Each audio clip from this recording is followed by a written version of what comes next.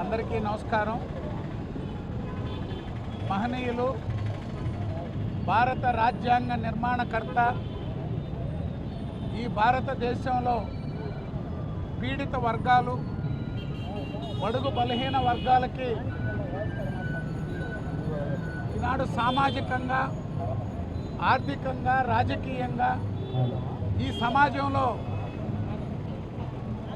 గౌరవం లభిస్తుందంటే, విద్య లభిస్తుందంటే, ఉద్యోగాల కల్పన జరుగుతుందంటే వీటి రూపకర్త, శిల్పి డాక్టర్ బాబాసాహెబ్ అంబేద్కర్ గారు. వారి జయంతి సందర్భంగా ప్రతి ఒక్కరూ ఎవరు ఏ వృత్తిలో ఉన్నా, ఎవరు రాజకీయాల్లో ఏ పార్టీల్లో ఉన్నా, ఏ పదవుల్లో ఉన్నా బాబాసాహెబ్ గారి, అంబేద్కర్ గారి ఆశయాలను కొనసాగించాల్సినటువంటి అవసరం ఉంది. 80 సంవత్సరాలు స్వాతంత్రం సాధించుకొని 80 సంవత్సరాలు దగ్గరకు వస్తున్న వేళ ఇంకా సమాజంలో అసమానతలు, రుగ్మతలు కొనసాగుతున్నాయి. వాటి రూపుమాపేందుకు ప్రతి ఒక్కరూ కృషి చేయాలి. ఏదైతే అంబేద్కర్ గారి ఆశయాలతో, ఏదైతే అంబేద్కర్ గారి ఆలోచనలతో పుట్టినటువంటి పార్టీ తెలుగుదేశం పార్టీ, ఆనాడు అన్న నందమూరి తారక రామారావు గారైనా, ఈనాటి నారా చంద్రబాబు నాయుడు గారైనా, యువనేత నారా లోకేష్ గారైనా, తెలుగుదేశం పార్టీ అంబేద్కర్ గారి ఆశయాలను కొనసాగించేదానికి ఎప్పుడు ముందుంటుందని చెప్పి తెలియజేసుకుంటాం. అంబేద్కర్ గారి 135వ జయంతి, ఆయన రాజ్యాంగ నిర్మాత. ఈరోజు మన ముఖ్యమంత్రి చంద్రబాబు నాయుడు గారు ఒక మాట చెప్పారు.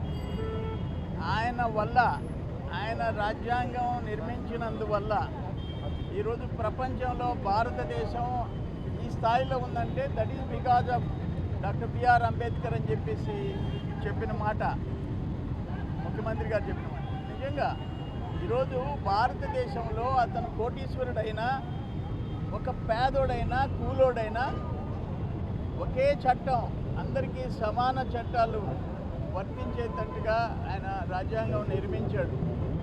అందుకనే ఈరోజు 140 కోట్ల మంది భారతదేశంలో జనాభా ఉన్న అందరం గౌరవంగా బతికే పరిస్థితి వచ్చింది.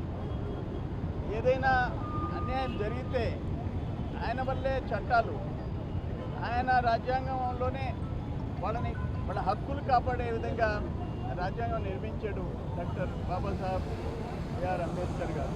ఆయన భారత రత్న బిరుదుండే మహానుభావుడు.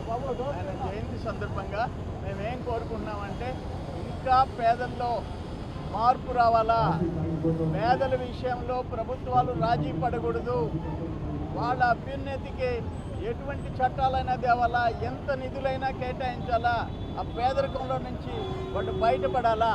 నేను ఇంకోటి చెప్తుండా, ఇప్పటికీ కూడా దళితులు, ఎస్సీలు, ఎస్టీలు, గిరిజనుల విషయంలో చాలా కొన్ని ఘోరాలు జరుగుతున్నాయి.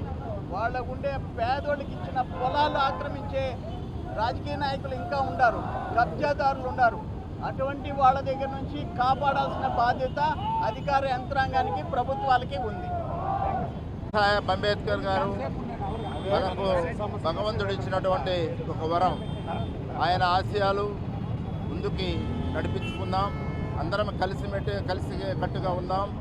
ఆయన మొదటి నుంచి కూడా రాసినటువంటి రాజ్యాంగం మామూలుగా మనిషి లీగల్ తెలిసినటువంటి వ్యక్తి, ఆర్థికవేత్త, సామాజికవేత్త, మధ్యలో ఉన్నటువంటి అంతరంగాలను తగ్గించాలనేటువంటి ఉద్దేశంతో అంబేద్కర్ మనకు భగవంతుడు ఇచ్చినటువంటి వరం.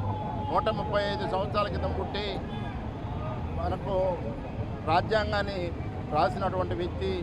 ఆ రాజ్యాంగం ఇప్పటికీ మనం అమల్లో నడుపుకుంటూ పోతున్నాము. కాబట్టి ఆయన ఆశయాలను కానీ గౌరవిస్తే అందరం కూడా ముందుకు పోగలం అనేటువంటిది తెలియజేసుకుంటూ, మీరందరూ బాబా అంబేద్కర్ సాహెబ్ని దృష్టిలో పెట్టుకొని ముందుకు పోవాలని కోరుకుంటూ సెలవు తీసుకుంటాం.